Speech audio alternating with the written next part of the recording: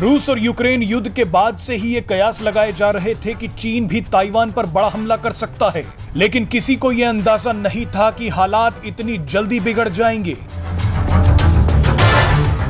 Taiwan को लेकर एक बार फिर अमेरिका और चीन आमने सामने आ गए हैं। चीन की धमकी के बावजूद अमेरिकी सदन की स्पीकर नैन्सी पेलोसी ताइवान के दौरे पर पहुंच गईं। नैन्सी के दौरे के दिन चीन ने भी ताइवान के डिफेंस जोन में 21 लड़ाकू विमान भेजकर चेतावनी देने की कोशिश की। चीन ने नैन्सी पेलोसी के ताइवान में लैंड करते ही द्वीप को चारों ओर से घेरते हुए एक बड़ा युद्ध अभ्यास शुरू कर दिया। चीन के आक्रामक रुख को देखते हुए ताइवान ने F-16 एयरक्राफ्ट को तैनात कर दिया। अमेरिकी नौसेना ने भी अपने महाविनाशक एयरक्राफ्ट कैरियर को ताइवान की सीमा के पास तैनात कर दिया।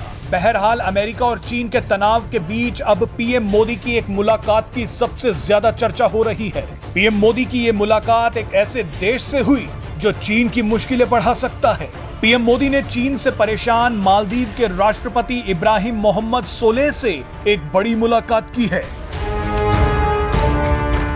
अपनी जबरदस्त कूटनीति के चलते भारत को मालदीव में एक बड़ी सफलता मिली है। ये खबर चीन के लिए किसी बड़े झटके से कम नहीं है। चीन से परेशान मालदीव के राष्ट्रपति इब्राहिम मोहम्मद सोलिह ने प्रधानमंत्री नरेंद्र मोदी से एक बड़ी मुलाकात की है। इस मुलाकात के बाद दोनों देशों के राष्ट्राध्यक्षों ने एक प्रेस कॉन्फ्रेंस की। इस प्रेस कॉन्फ्रेंस में प्रधानमंत्री नरेंद्र मोदी ने जो कहा वो चीन के लिए किसी सदमे से कम नहीं है।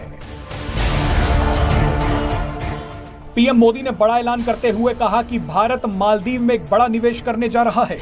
भारत मालदीव के ग्रेटर माले प्रोजेक्ट में निवेश कर रहा है। आपको बता दें कि ग्रेटर माले मालदीव का सबसे बड़ा इंफ्रास्ट्रक्चर प्रोजेक्ट है।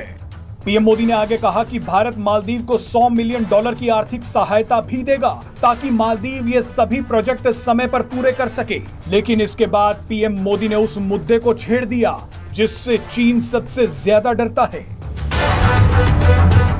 पीएम मोदी ने कहा कि हिंद महासागर में फैल रहा अपराध, आतंकवाद और ड्रग तस्करी एक बड़ी चुनौती है।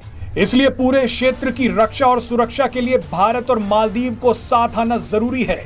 मालदीव एक ऐसे महत्वपूर्ण जहाज मार्ग से सटा हुआ है जिससे होकर चीन, जापान और भारत जैसे कई देशों को ऊर्जा आपूर्ति होती है। मालदीव भारत के लक्षद्वीप समूह से महज 700 किलोमीटर दूर है। इसलिए चीन मालदीव में कर्ज के जरिए घुसपैठ करने की कोशिश कर रहा था, लेकिन अब भारत की कूटनीति के चलते मालदीव में चीन को जोरदार झटका लगा है। इंडियन ओशन में ट्रांसनेशनल अपराध, आतंकवाद तथा ड्रग्स तस्करी का खतरा गंभीर है और इसलिए रक्षा और सुरक्षा के क्षेत्र में भारत और मालदीव के बीच करीबी संपर्क और समन्वय पूरे क्षेत्र की शांति और स्थिरता के लिए महत्वपूर्ण है।